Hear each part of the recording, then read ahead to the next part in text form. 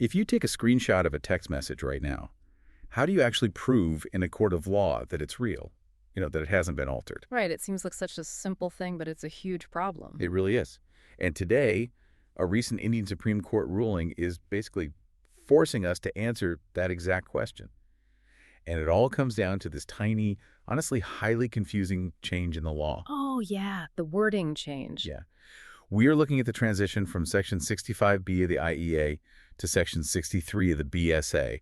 And I know, while that sounds like a massive bowl of acronym soup, it's about to fundamentally change how your digital reality is viewed under the law. It is a profound shift, really, because while the mechanics of, admitting a digital file into evidence seem deeply technical on the surface. Super dry stuff. Exactly, but it fundamentally answers a vital question for all of us, which is, how does the justice system keep up with our digital reality without just grinding to an absolute halt? I mean, if every text, every email, every digital photo needs to be rigorously verified, the way we define an expert suddenly becomes the most important bottleneck in the entire legal process. Okay, let's unpack this.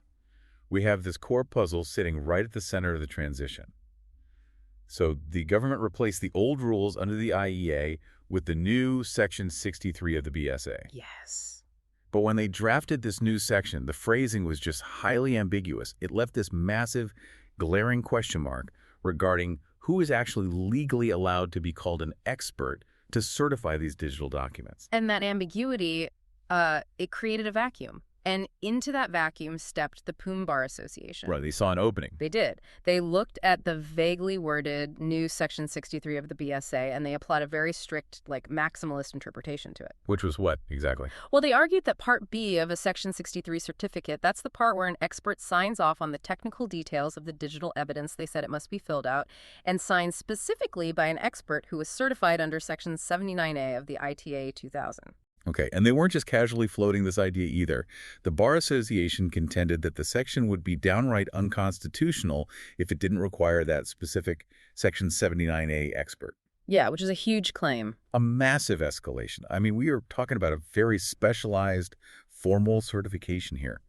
And the stakes were incredibly high because this strict interpretation had actually been supported previously by a Madras High Court judgment. Exactly. So this wasn't just some fringe legal theory, right? It had actual judicial backing. It did. And you really have to consider the sheer scale of the bottleneck this strict interpretation would have caused. I mean, think about the volume of electronic evidence that enters the court system on any given day. It's staggering. Like millions of files. Easily. Every single email chain in a corporate lawsuit, every digital receipt in a fraud case, every audio file. Mm-hmm. If the law suddenly required a highly specialized Section 79A expert to sign off on every single piece of preliminary evidence just to get it admitted into court. Just to get it in the door. Right. The system would be completely paralyzed. There simply aren't enough of those specialized experts in existence to handle the daily caseload of the entire country. To put this in perspective for you listening, it's as if a new law was passed saying you cannot submit a photograph in court unless it was taken by a world-renowned, board-certified master photographer. That's a great way to look at it. Right. And that law completely ignores all the highly capable amateur photographers out there who perfectly captured the moment. The court would spend, all its time checking the photographer's credentials instead of actually looking at the photos. And that is exactly the practical threat the courts were facing here. What's fascinating here is to understand how we got to this crisis point, it really helps to look at the historical context. From Naavi. Yes, provided by Naavi, who's a true pioneer in this field. Yeah. Because under the old rules, the erstwhile Section 65B of the IEA, things were actually structured much more pragmatically. They actually worked. They did. Naavi had correctly interpreted back then that a preliminary certificate could absolutely be issued by a private person. Right. Under the old rules, private certificates were a perfectly acceptable standard. A person didn't need some fancy government title. No, not at all. They just needed to provide a certificate containing a printout of the electronic document as a visual object.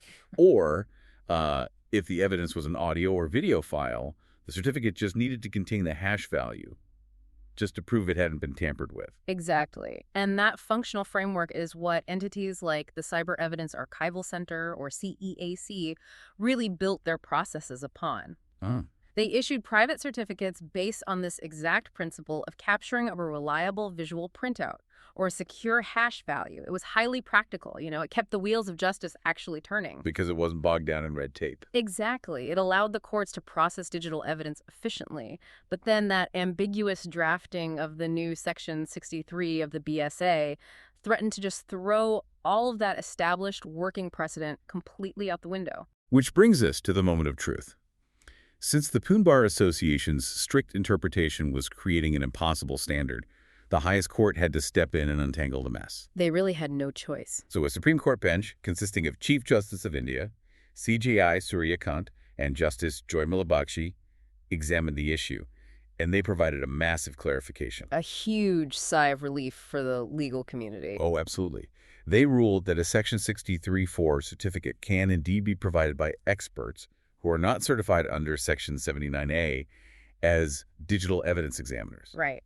This was a crucial release of pressure for the legal system. And, importantly, it perfectly validates Naavi's historical interpretation. Because it lowers that artificial bar. Exactly. The Supreme Court ruling essentially clarifies that an expert under Section 63(4) simply needs to be a person who is technically capable of interpreting the digital document being certified. Yeah. That is the threshold. So they don't need the formal cyber forensic expert title at all. No. The court basically recognized that technical capability doesn't magically only come from a specific university degree or, a formal government qualification. Right. If you actually possess the technical capability to open, read, and interpret the digital document, you can be considered an expert, at least for the purpose of issuing this initial preliminary certificate. And honestly, this shouldn't have been as controversial as it became. Yeah. Because the foundation for accepting a private person's certification was already established in legal history. Oh, absolutely.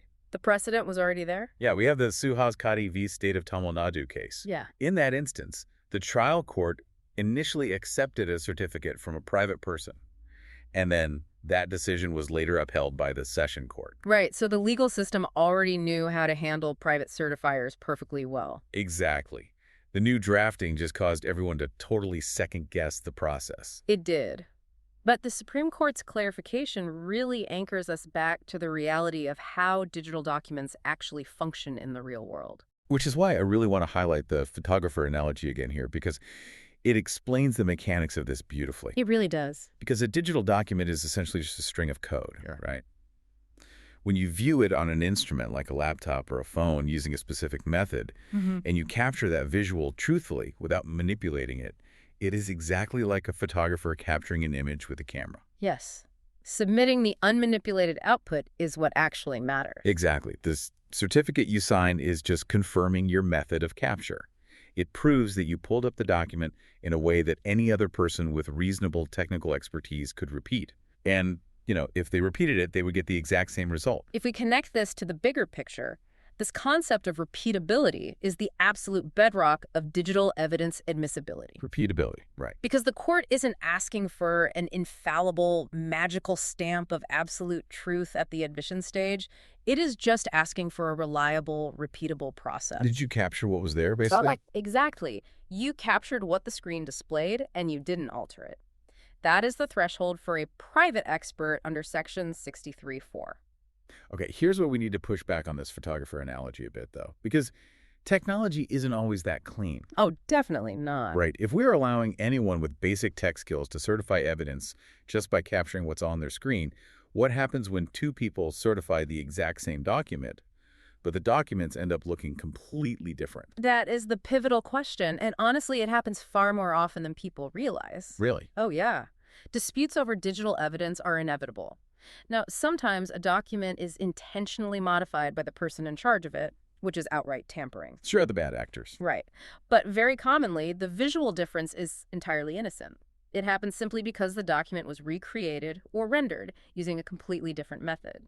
Let's talk about how that actually works. Because if I open, say, an old HTML file or a digital invoice in a browser from 10 years ago, and then you open the exact same file in a brand new, updated browser today, the underlying code is identical. Exactly identical. But the modern browser's rendering engine might shift the margins or change the fonts or just completely rearrange the tables. So technically, we are looking at the same file, but visually, it's a completely different document. Precisely. Different browsers, different operating systems, or different viewing filters can fundamentally alter the visual rendition of the document. Wow. So you could theoretically have two private experts, both acting in complete good faith, both perfectly following repeatable procedures, who end up certifying two completely different visual versions of what is supposedly the exact same document. That creates a massive headache for a judge. I mean, you have two experts, both completely honest, handing over two different versions of reality. If the private certifiers can't agree, how does the court figure out which one is the actual truth? Well, this is exactly why the system is built in tiers. Tiers. Oh, okay. Yeah. When you have two contradictory certificates presented at the admissibility stage, the courts don't just guess. This is the specific moment when they call in the heavy hitters. Ah, here we go. Right. The courts bring in a Section 79A expert, that formal digital examiner of evidence role that was introduced back in the ITA 2008. So, to clarify this for you listening, the Section 79A expert isn't the bouncer at the front door of the courthouse keeping everyone out. Right. They are the specialized forensic detective you call in when there's a shootout inside the courtroom over conflicting evidence. That is a brilliant way to conceptualize it. The private experts get the evidence in the door so the trial can actually proceed without bottlenecking. They keep things moving. Exactly. But when a legitimate dispute arises over contradictory renditions, the Section 79A expert acts as the ultimate referee. Makes sense. They have the specialized training to, dig into the metadata, analyze the rendering engines, and satisfy the court regarding which version should actually be relied upon for that specific legal context. But that brings up a really intense question about liability, doesn't it? It does. Because if I'm one of those private experts who got it wrong, let's say I certify a document, and then the Section 79A detective comes in and proves the document I certified was actually altered. Am I on the hook? Like, do I go to jail for submitting false evidence? Well, the liability here hinges entirely on your intent and your diligence. Okay. If a certifying expert has not acted with due diligence, meaning they didn't check their methods, they ignored obvious signs of tampering, or they just sloppily rubber-stamped something that is considered negligence. You can't just be lazy. Right. And depending on the severity, it can absolutely be argued in court as complicity in producing false evidence. You cannot just blindly sign your name to digital files. So you have to actually do the work. You have to actively verify your capture method. Yes. However, if the expert acted in genuine good faith, followed proper, repeatable procedures, and essentially did everything right based on what the computer displayed to them, there is no error on their part. Oh, that's a relief. Yeah. If the Section 79A expert discovers that the file was deeply manipulated before the private expert ever even saw it, the private expert is clear. Because they couldn't have known. Exactly. In that scenario, whoever actually altered the original document is the one charged with tampering with evidence. It's really a system designed to balance everyday efficiency with rigorous back-end legal scrutiny. It makes a lot of sense. You let the capable amateur photographers in to keep the system moving, but you keep the master forensic detective on speed dial just in case the photos don't line up. Exactly. But there is a massive new variable that is fundamentally changing how we capture digital evidence today. And it complicates this entire idea of what a truthful capture actually looks like. You were talking about the AI elephant in the evidence room. I am. Because we just talked about how different browsers or viewing filters can alter the rendition of a document. Yeah. But artificial intelligence is completely changing the baseline of what it means to even capture something in the first place. It is entirely upending the concept of an unmanipulated digital copy. The line between capturing an image and altering an image is blurring so rapidly right now. And because of this, Naavi now advises certifiers to adopt a very specific, explicit disclaimer when they issue these certificates. Really? A new disclaimer? Yes. They must explicitly declare that their capture process did not use AI because AI inherently affects the integrity of observation. So what does this all mean? I actually want to read the exact recommended disclaimer for you, because the phrasing perfectly illustrates the technological shift we are dealing with. It's quite something. Right. This is what certifiers might have to legally state. To the best of my knowledge, the process adopted for capture, preservation, and certification of the electronic record did not employ any generative AI, synthetic reconstruction, automated enhancement, interpolation, or similar technology that could materially alter the observed content. It's a mouthful. It is. We are literally using science fiction concepts as required legal disclaimers now, like synthetic reconstruction, automated enhancement, This raises an important question about the nature of our daily technology, really, and it goes far beyond just applying a silly filter on a social media app. Oh, way beyond. We have evolved past the point where saving a file or taking a photo simply means making a one-to-one copy of raw data. Right. We are entering an era where potentially just opening a file or taking a screenshot on a modern device involves an AI actively interpreting or enhancing that file in the background without you even knowing. Let's talk about how that actually works on a hardware level. Because if you take a picture of a document with a modern smartphone, you aren't just opening a shutter and letting light hit a sensor anymore. Not at all. The moment you press the button, the phone's software is often taking 10 different frames at different exposures. It's analyzing them with a neural network, blending the sharpest pixels together, artificially brightening the shadows, and, smoothing out the text. Exactly. It's doing synthetic reconstruction and automated enhancement automatically without you ever asking it to.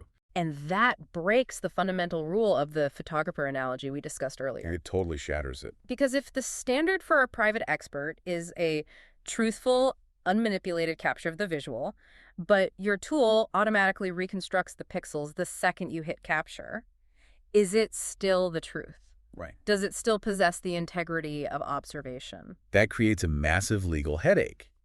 Because if the phone's baseline default is to artificially enhance the image, where is the baseline for truth? That's the million-dollar question. You might be acting in complete good faith, thinking you're just taking a normal screenshot of a text message, but your device is materially altering the observed content before the image file is even saved. That is precisely why this specific, legally dense disclaimer is becoming so absolutely vital. It's a shield. It forces the certifier to explicitly swear off these technologies to preserve the chain of trust.